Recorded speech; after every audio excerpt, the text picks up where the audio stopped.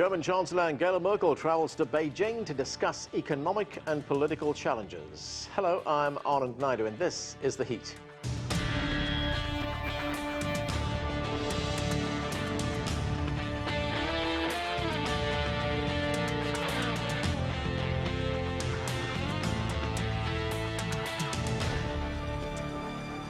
This is the 12th time Angela Merkel is visiting China, and this time she's traveling with a large business delegation.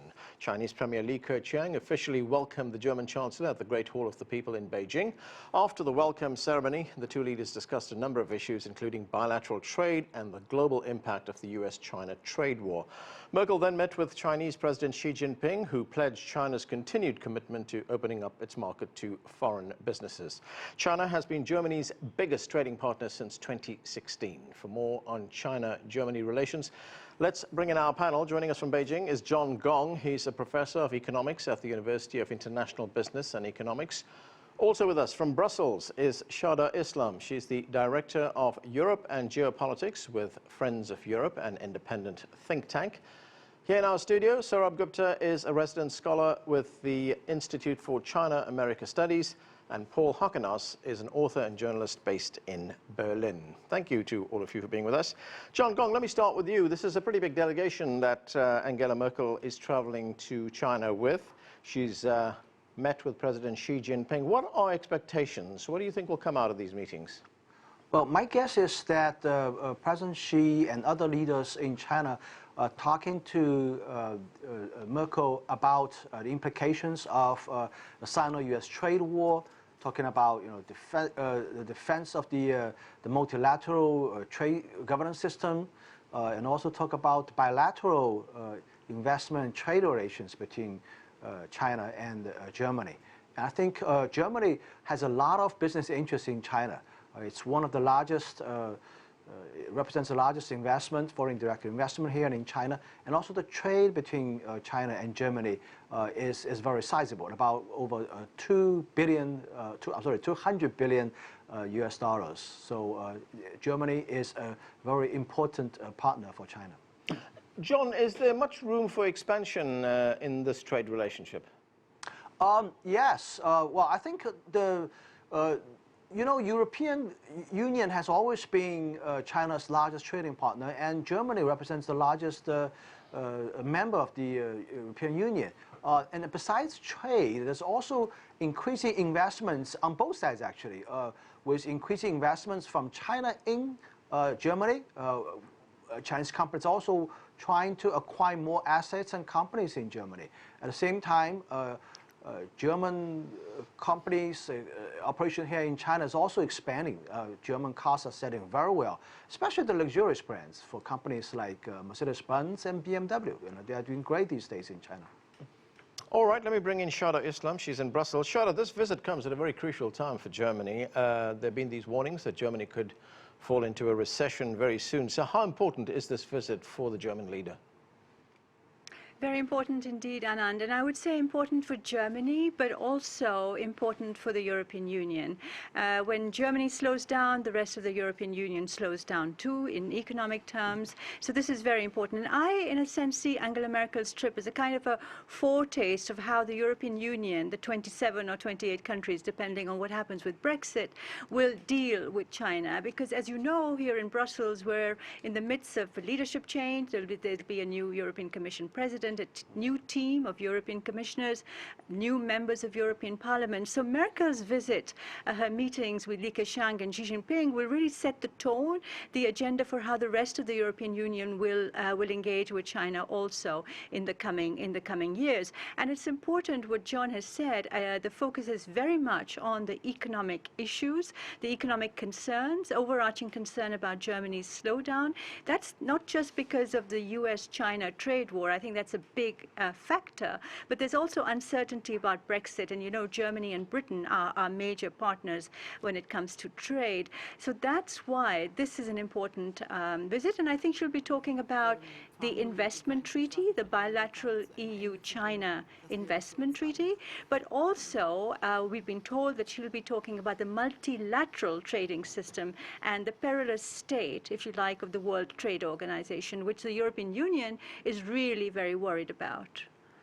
Paul Hockenhuis, of course, Chancellor Merkel wants more access to China's expanding and very lucrative markets, but at the same time, she's maintaining a very hard line on things like investments as well as intellectual property. So to what extent is this going to be a bit of a balancing act for her to make this visit a success? Well, I mean, it is going to be a balancing act, and I think that all of my colleagues have rightly outlined what is on the agenda. I'd like to tell you what's not on the agenda. International global trade counts for 7% of global emissions. We are in a climate crisis that both leaders of Germany and the EU and China all admit, and one of the biggest culprits there is the flying, the shipping, the road transport of the goods that are being traded. It's going to be extremely difficult for any of these countries together to tackle global warming with the trade, with following a neoliberal trade line like the one that we've all been talking about so far. All right, Sourabh, last December, Germany tightened its rules for screening foreign investments. That's after the European Union also implemented its own rules in April. And more than one business consultancy has reported that Chinese investment in Europe is failing. This is what Premier Li Keqiang had to say. Let's watch this. The German side should meet China halfway and loosen the rules for Chinese companies in Germany. You are complying with Chinese laws, and we also abide by German laws. We are not only hoping it loosens the access, but I also hope that you will open up exports of high-tech products to China. Do you expect much movement on this issue?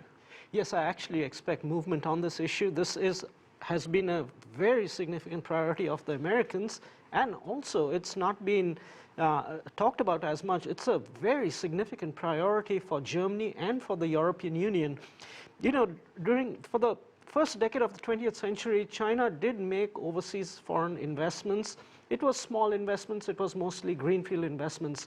During the second decade, China moved into Western countries in a big way, and much of those investments were in the form of mergers and acquisitions of technology-enabled processes and systems and products.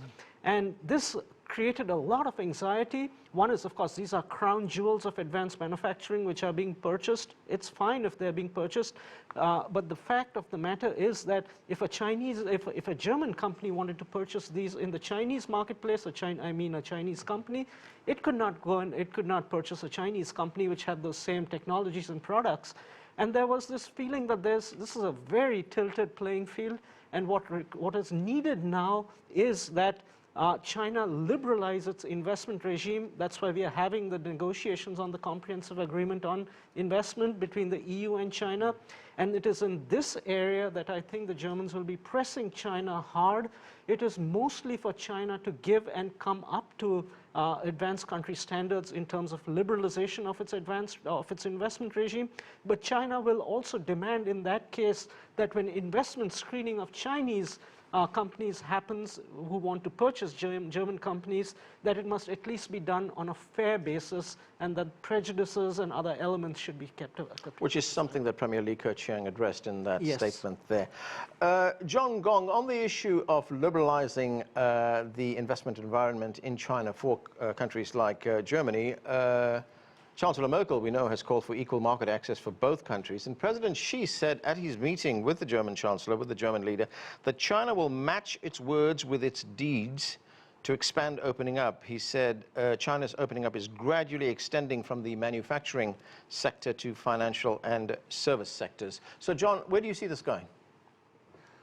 Well, I think China's opening up is happening on its own pace. And it's also catching up very rapidly with the kind of openness that we're seeing in the European market, as well as in the American market as well. I think as part of the China-U.S. relation negotiation, we're going to see more markets opening up, and these markets when China says it's going to open up some markets, it's not just going to open up markets to the American companies. It's going to open up to all the foreign companies. So in a way, the European companies and German companies are also beneficiaries of this process.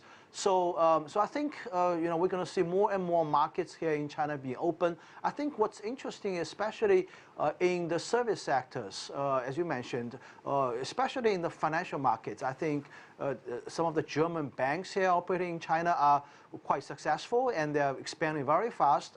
I have my brother's daughter recently joining a German bank, actually, and they're expanding their business here in Shanghai and other big cities in China rapidly. So I think this expansion of foreign companies, especially in the financial market, and also opening up more opportunities to foreign companies is an ongoing process. So we're going to see more of this. Now, I also want to address the previous guest's comment about the sort of asymmetric situation with respect to receiving foreign direct investment. About foreign companies buying domestic companies or assets. Yeah. As we know that in Germany right now, there was a recent acquisition request that was turned down by the German government. And arguments against that acquisition is very much based, not so much, in my opinion, not so much based on national security argument, but based on a competitive argument. In other words, the German business community is concerned about too many assets, technologies landing up in the hands of Chinese companies. And I think this is mostly a competitive concern. It's not so much of a national security concern. Here in China, we actually don't have a very rigorous national security review process at all. Here we have an antitrust review process that I know very well of, but other than that, we don't have a systematic sort of a review process of foreign acquisitions from a national security perspective. So I think the acquisition that Chinese companies going overseas trying to buy up companies and viewing this through the lens of a conspiracy theory is just totally unwarranted. It's purely based on company interests trying to be competitive, trying to acquire technologies at a fair market price. It's just normal business transactions, in my opinion. Sourabh, what's your view on that? No, I agree with that. The point I was not alluding to that German companies are blocked because of national security reasons. I'm just alluding to the fact that in China the investment regime is not liberalized sufficiently. That's why it is so tilted, and that itself creates a barrier and deterrent to trade and investment. China's moved a good distance in terms with its foreign investment law, which is very welcome.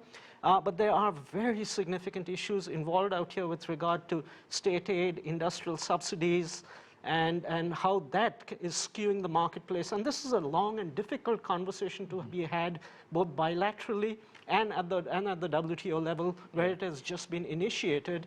And it is in that regard, I think it's looking at a level playing field from a holistic perspective, not just from a trade policy perspective, but from an investment policy perspective, and that brings in competition law issues, industrial subsidies and state aid issues, and anti-monopoly law enforcement and fairness-related issues. Shada, Islam, as you pointed out a moment ago, where Germany goes, so the European Union follows, and Chancellor Merkel will be talking to her Chinese counterparts about an EU-China trade deal. Do you see much progress coming out of these meetings? I think we're talking more about investments at the moment. The free trade agreement that China wants with the European Union is not on the table at the moment when it comes to the European Union or indeed Germany. It's really more about investments as a first step, if you like, towards a broader trade agreement. But I want to make 3 points. There is, if you talk to EU officials, as I do on a regular basis, there is what I would say a fatigue. Europeans say they've been watching the Chinese market, promises being made by very senior officials at a very high level, saying, yes, we're going to open up, we're going to reform, we're going to liberalize, there will be no discrimination, there will be a level playing field. But as European companies working in China have often reported back saying, look, that's not happening fast enough. It's not happening in the sectors, financial services especially, as much as we would like. So I think it's the point made earlier about China actually practicing what it says it will do. That's going to be very important. And my advice to Chinese colleagues always is, look, it's not just about the United States. If you want Europe to be a friend and a sustainable, trusted trading partner, you'll have to take European concerns, European companies' concerns also to heart. And I think that's a message that Angela Merkel will be taking, or has taken now, to China. And my second point is, it's also about reciprocity. And that's become a major concern here in Europe as well. We want reciprocity in terms of our markets being open, so Chinese markets, as regards investments and trade, should also be open. And my final point would be, you know, we've talked about investment screening and concerns about conspiracy theories and the rest. That is not the case. I think there's that maybe one case where you've mentioned that, you know, this firm was not able to buy in. But generally, every country in the world, every organization, like the European Union, does need to have an investment screening process. It's for transparency. It's to know what's happening. 28 countries in the EU, you know, in the past, they didn't really share information about which investments were coming in. It's not about protectionism. That's what we've been promised. It's about just knowing information and exchange of information on what's happening within the European Union. So those are the 3 points I wanted to make. All right, John Gong, let me get your response very quickly to one of the points that Shada Islam raised, and that is that there is a liberalization regime in place. China's committed to that, but it's not happening fast enough. I think it's probably not happening fast enough amidst this, you know, very prolonged negotiation with the American side. I think the primary concern right now is to strike a trade deal with the United States to avoid these tariffs, and some of these commitments are sort of entangled into this negotiation, and I guess we just have to be a bit patient. And also, actually, I think, you know, I also have to admit that there are actually concrete measures that are being announced by the central government that regarding the opening of the markets. For example, as I mentioned, in the financial market, there are certain measures that have already taken place. More foreign companies, more foreign banks are allowed to have an RMB business in China, just function as a regular bank, and some of the other restrictions are already being removed. So I think you know, these things are happening. Now, when it comes to reciprocity, I think, you know, I have to candidly admit that there is a gap here. Of course, China is not as open as a European market in some sectors of the market, but you know, things will happen very fast as soon as we conclude this negotiation with the United States, and you're going to see dramatic changes opening up in terms of opening up markets to American companies as well as to any companies in the world. Paul, let's talk about the China-US trade war and the impact that's having on Germany. I mean, we've seen, I would think, positive effects for Germany. BMW and Volkswagen, for instance, are now dependent more on sales in China rather than from the United States. Do you think the trade war that's taking place right now between the US and China will actually lead to stronger relations between Germany and China? Well, I think that's certainly what's happening right now, and I think that's a good thing if they intend to take on some of the bigger problems, you know, facing our planet and our economies and our future. I mean, I'm really concerned at the way this discussion is going tonight here, and between German and Chinese and EU leaders.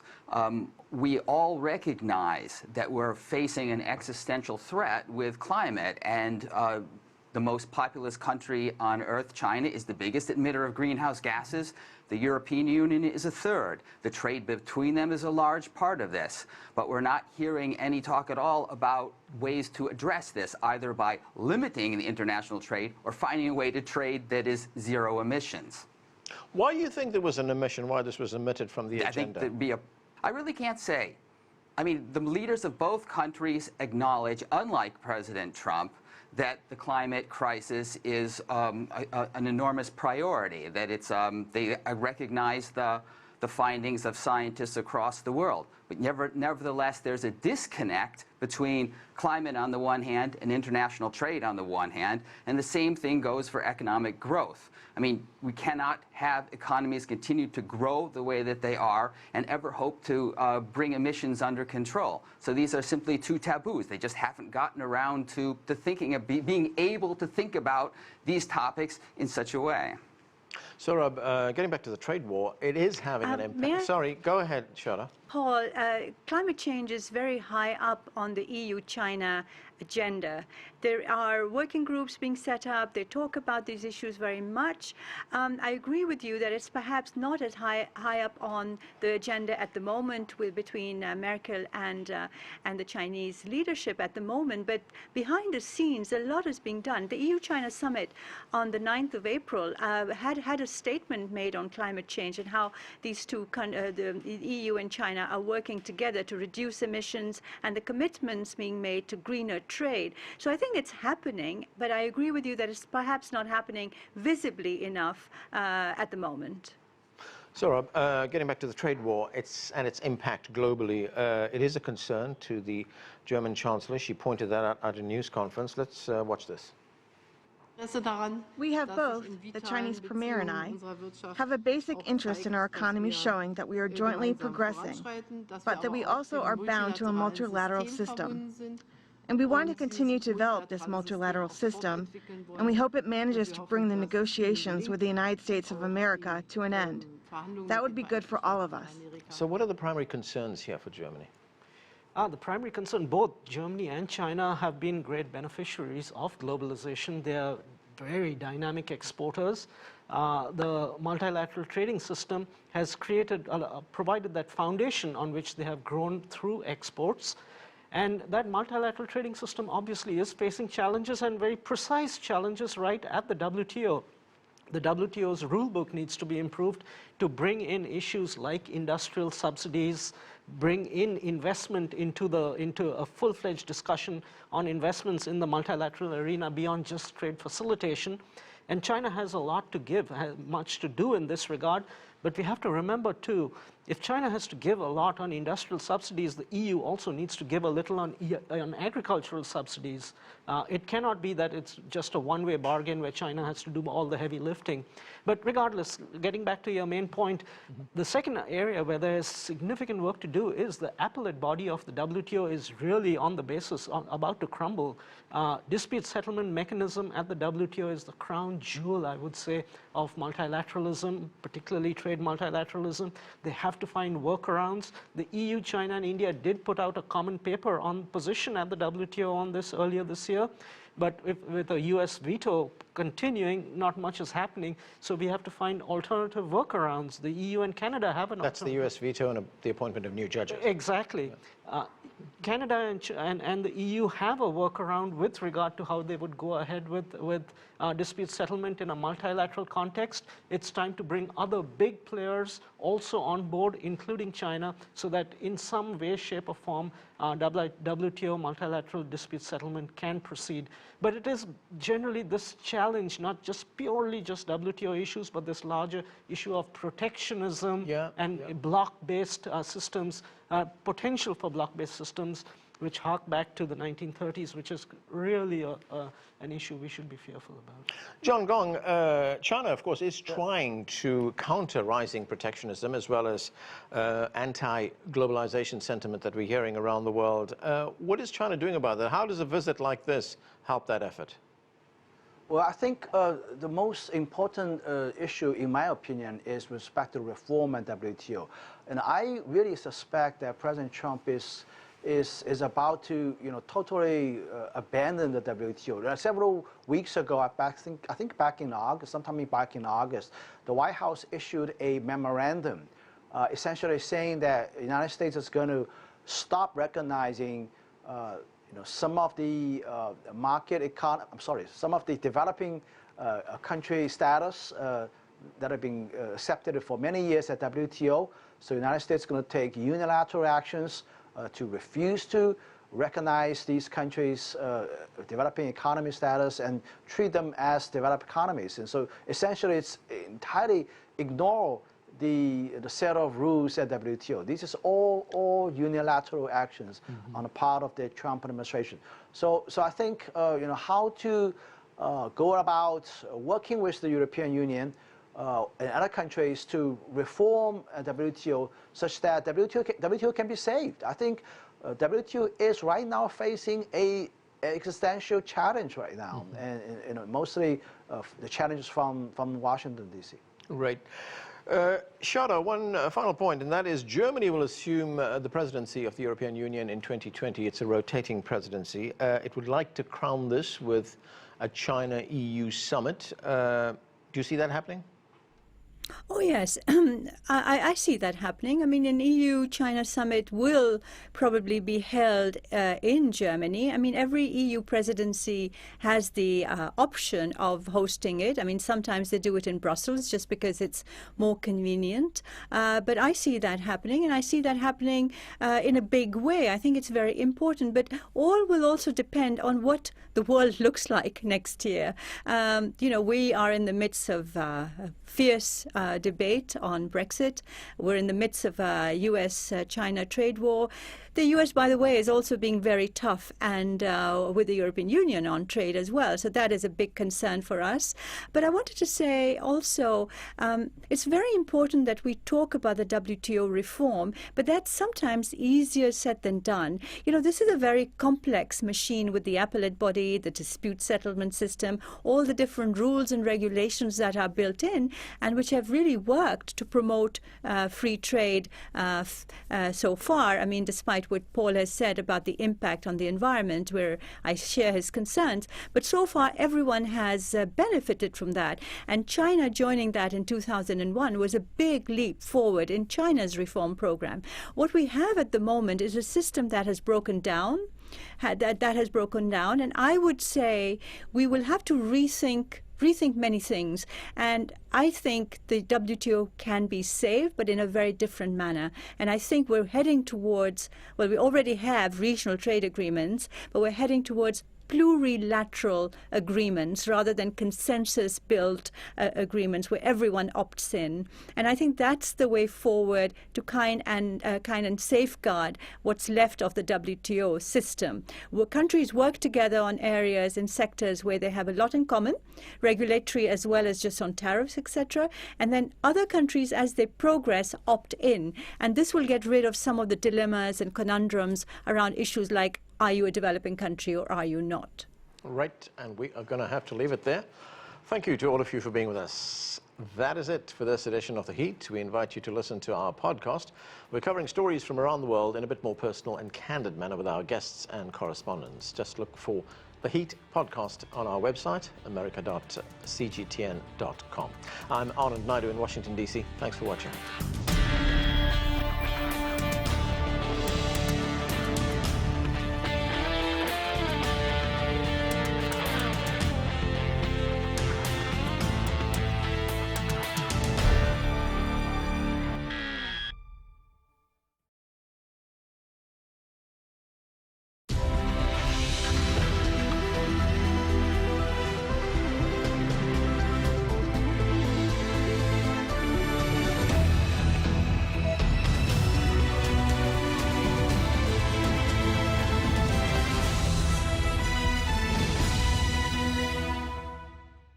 Africa is the continent of the future. Our business capacity has increased because we are seeing people we are not used to seeing. The continent needs functioning roadways. There are things that are being produced next door that I have to order from Europe because there's absolutely no connection between that. And that connection is vital for business. They used to shy away to come to Kenya, but now people are coming. Growth in Africa, this week on Full Frame. A new frontier for Africa. It's in China's interests, help Africa to develop so it becomes a land of prosperity. And what could it mean for the future of the world? The world is changing, and Africa, in that regard, a neglected continent by the West, is given tremendous attention by Beijing. The new Silk Road.